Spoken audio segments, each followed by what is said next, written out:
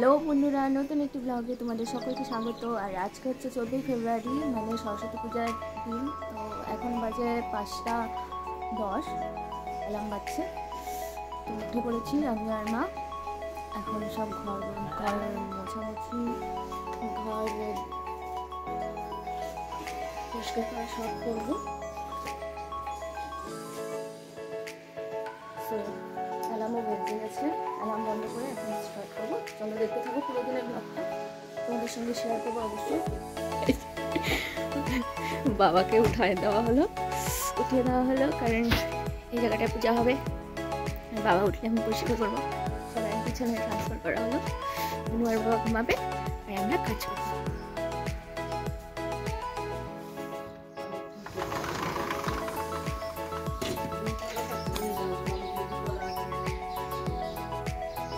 এখন কয়টা বাজে?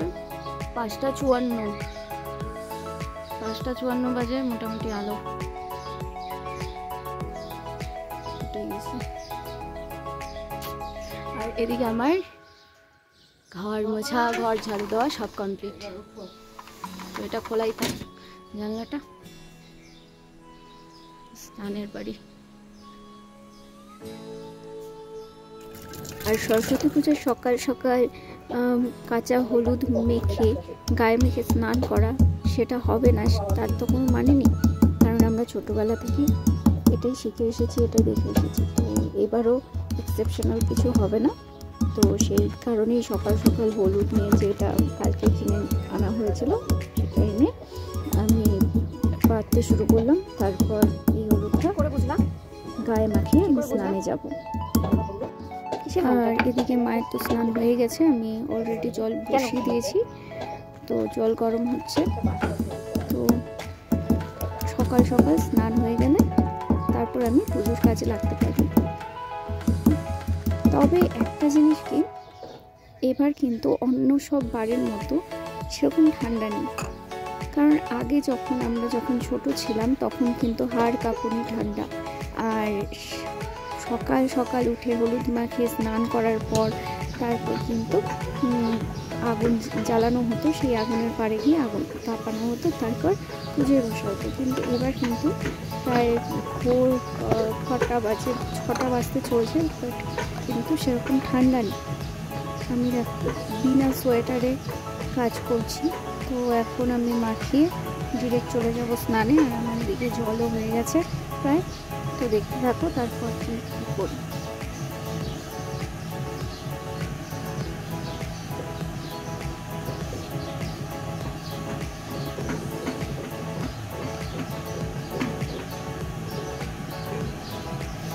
তো স্নান থেকে ফিরে দেখি মার প্রায় আটা মাখিয়ে বেলে ঠেলে প্রায় লুচি স্টার্ট করে দিয়েছে। তো আমি এখন লেগে যাব পূজায়। আর কি হয়েছে আজকে এতটা লেট হয়ে যাবে আমি বুঝতে পারিনি। গুছানোর আগেই চলে এসছে ঠাকুর মশাই। তো যাই হোক, আঙ্কেল বসতে আমরা আশেপাশে সব সাজিয়ে দিলাম। আর আঙ্কেলেরও যেহেতু আমাদের বাড়িতে ফার্স্ট পূজা ছিল, তো আঙ্কেলেরও তারা ছিল সারাদিনে পূজা করার। সেই কারণে আর লেট না করে আঙ্কেলের হাতে হাতে করে দিলাম। একটু করে দিয়ে তারপর আমরা কিন্তু পুজোতে বসলাম। থাকো আমাদের পুজো এখানে শেষের দিকে দেওয়া হয়ে গেছে। তো এখন প্রায় 7:30 নাগাদ। আর এদিকে আমাদের পুজো দেওয়া কমপ্লিট, আঙ্কেল চলে গেছে। আর ঘরের পুজোটাও কমপ্লিট করে নিয়ে এখন বাবা বসিয়েছে চা, আর আমি একটু ভিডিও করে নিলাম হাতে। আর এইবারকার পুজো একটা মজার জিনিস হয়েছে, যেটা জন্মেও আমরা করিনি, মানে আমার ছোটবেলা থেকে শুরু করে এখনো পর্যন্ত করিনি। কেউ কাউকে ডাকে না। হলো খাগের কলম ওঠানো কপাল দিয়ে। তো বেশ মজাদার আর নতুন এক্সপিরিয়েন্স হলো। আর এদিকে মা, বোনু আর বাবা চা খেতে বসেছে, আর আমি পায়রার খাবার দিয়ে আসবো। খেলাটা ছিল যে নাকি কপাল দিয়ে খাগের কলমটা উঠাতে পারবে তার পড়াশোনার দিকে ন্যাক বেশি, তারা পড়াশোনায় খুব ভালো হয়। তো সবচেয়ে আনন্দের যেটা সেটা হলো আমার আর বোনের দুজনেরই আটকে ছিল প্রায় অনেকক্ষণ, 1-2 মিনিট পর্যন্ত আটকে ছিল। তো ভীষণ খুশি। আর এদিকে দেখো আমি উঠে গেছি উপরে ছাদে, এবার পায়রাদের খাবার দেব। আমি রেশনের চাল আনা হয় যে চাল, সেই চালের যে গুঁড়ো চালগুলো থাকে সেগুলো আমি পায়রাকে রোজ খেতে দিই। প্রায় অনেকগুলো পায়রাই আসে, খাবার পায়, 20-25টা পায়রা আসে। তো এদেরকে খাবার দিয়ে আমিও নিচে নামবো, জিম প্রেমিকে বিস্কিট দিয়ে আমিও চা খাবো। তো এটা আমার প্রায় রেগুলার ডিউটি থাকে। তো বেশ একটা আনন্দ হয় ওদেরকে খাবার দিতে। যাই হোক, এগুলো করতে করতে হুট করে দেখলাম যে সূর্য মামা উঠে গেছে, তার ঘুম পুরো হয়ে গেছে। যাই হোক, আমাদের পুজোও কমপ্লিট হয়ে গেছে। আর এদিকে আমার আউটফিট এটা ছিল সকালে, আমি ভেতরে হাইনিক দিয়ে ওপরে ড্রেসটা পরেছিলাম। এটা আমার বোনের খুশি জামা ছিল, যেটা ওর হয় না, তো আমাকে দিয়ে দিয়েছে। আর বোন আর আমার আউটফিট সেম ছিল, শুধু কালারটা একটু সামান্য চেঞ্জ। আর যে কোনো পুজো থাকবে বাড়িতে আর আলতা হবে না পায়ে, আলতা পরবো না সেটা তো হয় না। আর আলতা আমার এত ফেভারেট, সবাইকে পরিয়ে দিয়ে শেষে আমিও পড়লাম। আর বোনকে ক্যামেরা ধরিয়ে দিলাম, নে তুই ভিডিও করে দে। তো দেখো ভিডিও করে দিয়েছে। আর আমার খুব ভালো লাগে ব্যাপারটা আলতা পরার। তো এটা নাকি মা বলে এটা নাকি আমার দিদার ছিল। তো যাই হোক, এই একটা ছোট্ট বিষয়ের মধ্যে দিয়ে যদি দিদাকে মনে করা যায় সেটাই অনেক আমার কাছে।